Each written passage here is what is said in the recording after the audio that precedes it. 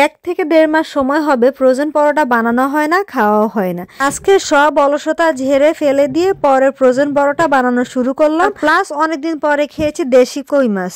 Frozen পরোটা বানানোর ক্ষেত্রে যত তাড়াতাড়ি বানিয়ে রাখা যায় এবং যত বেশি রেস্টে রাখা যায় পরোটার খামিরটা তত বেশি ভালো হয়। তো সবগুলো উপকরণ পানিতে গুলিয়ে পরে ময়দা দিয়ে এভাবে খামির করে নিয়েছি। আপনারা একটা মিডিয়াম সফট একটা খামির করবেন, আর রেস্টে থাকার পরে এই খামিরটা অনেক সফট হয়ে যাবে। আর করে নিচ্ছি ফাঁকিবাজি নাস্তা। ফাঁকিবাজি নাস্তা মানে নুডলস। ওভেনে 2 মিনিট গরম করে নিয়েছি, নুডলস রেডি। আর এখানে আমি কই মাছটা সুন্দর মতো ভাজি করে নিচ্ছি। কই মাছের মধ্যে আমি আহামরি তেমন কোনো মশলা অ্যাড করিনি, জাস্ট হলুদ আর পেপরিকা পাউডার আর লবণ দিয়ে সুন্দর মতো কড়া করে ভাজি করে নিচ্ছি। আর পেঁয়াজ কুচি করে দিয়ে পেঁয়াজটা ভাজি হওয়ার পরে তারপরে কই মাছটা দিয়ে দিয়েছি, দিয়ে ইচ্ছা মতো ধনিয়া পাতা দিয়ে দিয়েছি, দিয়ে নেড়ে চেড়ে নিচ্ছি। আপনারা চাইলে আদা রসুন বা রসুন ব্যবহার করতে পারেন, কিন্তু আমি এই ব্যাপারটা একবারে স্কিপ করেছি, কারণ আমি চাচ্ছিলাম যে কই মাছের অরিজিনাল ফ্লেভারটা পাই। আর এখানে আমি রান্না করছি চিকেন অ্যাজ ইউজুয়াল। তো আমি চিকেন রান্না যেহেতু সপ্তাহে 2 বার প্রায় চিকেন রান্না করা হয়, তাই সবসময় আমি চেষ্টা করি যে প্রত্যেকবার একটা ভিন্ন ফ্লেভার আনার জন্য। তো আজকে আমি পেঁয়াজটা বেরেস্তার মতো করে দেন একটু লবণ দিয়ে ওখানে চিকেন দিয়ে দিয়েছি। পরে পেঁয়াজের ফ্লেভারটা চিকেন অ্যাবজর্ব করবে, আর পরে উপরে বাকি মশলাগুলো দিয়ে দিব। কি একটা বিপত্তি বলেন তো, রান্না করতে গিয়ে দেখি যে রসুন নাই, তখন এমন রাগ লাগছে। কারণ রান্না করতে গিয়ে যদি দেখা যায় বাটা মশলা না থাকে তখন কিন্তু খুবই বাজে একটা অনুভূতি হয়, বাট আমার হয়, আমি সেটা বলতে পারবো।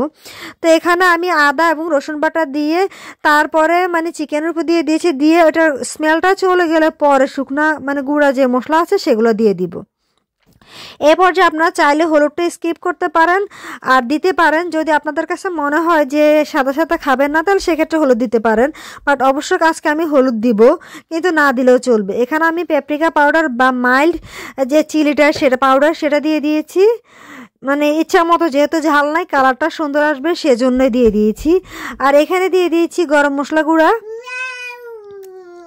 মোট কথা আমার কাছে যতগুলো মশলা আছে গুঁড়া মশলা সবগুলো আমি দিয়ে দিব, কিন্তু চিকেনের উপরে দেওয়ার পরে এখন আমি দিয়ে দিয়েছি হলুদের গুঁড়া। আপনারা বিশ্বাস করে আপনারা এভাবে চিকেনটা রান্না করে দেখবেন যে আপনাদের বাসায় যে রেগুলার চিকেন রান্না করেন সেটার থেকে অনেক ডিফারেন্ট একটা ফ্লেভার আসে। আর এখানে দিয়ে দিয়েছি জিরার গুঁড়া। গুঁড়া মশলাগুলো দেওয়া হয়ে গেলে পরে আমার কাছে মনে হয়েছে যে জিরার গুঁড়ো একটু কম হয়েছে, তো আরেকটু দিয়ে দিয়েছি। দেওয়ার পরে এটা সুন্দর মতো নেড়ে নেবেন, কিন্তু এই পর্যায়ে আপনার সতর্ক থাকবেন, যেহেতু এগুলো গুঁড়া মশলা খুব দ্রুত পুড়ে যাওয়ার একটা পসিবিলিটি থাকে। কিন্তু তেলের মাঝে যদি ফ্রাই বা ভাজা করেন তাহলে গুঁড়া মশলা থেকে একটা সুন্দর একটা ফ্লেভার বের হবে, আপনার চিকেনের টেস্টটাও ভিন্ন রকম আসবে। তো গুঁড়া মশলা একটু ভাজা হওয়ার পরে আমি এখানে আলু দিয়ে দিয়েছি কেটে। বাংলাদেশি আলু হলে হয়তো বা আলুটা আরও তাড়াতাড়ি দেওয়া লাগতো, বাট এখানে আলু তো খুব দ্রুত সেদ্ধ হয়ে যায়, তাই আলুটা একটু পরেই দিয়ে দিয়েছি। আর এখন দিয়ে দিচ্ছি ধনিয়া পাতা দিয়ে দিচ্ছি। ধনিয়া পাতাটা আপনারা পরে দিতে পারেন, কিন্তু আমার কাছে মনে হয় যে এখন দিয়ে দিলে গ্রেভিটার টেস্ট ভালো হবে।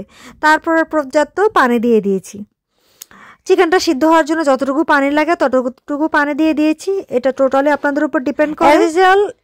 পানি দেওয়ার পর পানি ফোটার পর রান্না করার জন্য যতটুকু সময় লাগে ততটুকু সময় নিয়ে আমি চিকেনটা রান্না করে নিয়েছিলাম।